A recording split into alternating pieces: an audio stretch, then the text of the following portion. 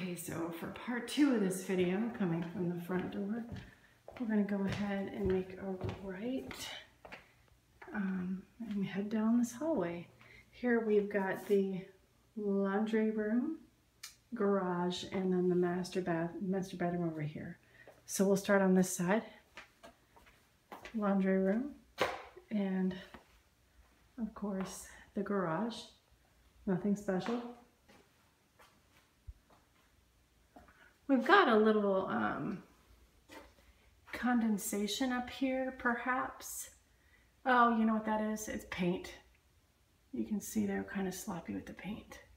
Okay, I'd rather know it's paint than water staining, but that's not always the worst thing either if they've corrected it or... Okay, so this is the laundry room. And then coming over here to the master bedroom. It's pretty good size. Parquet floor again. And then the bathroom. Double sinks. Garden tub here with a shower.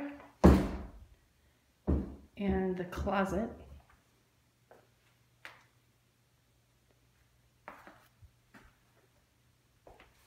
With the separate toilet area.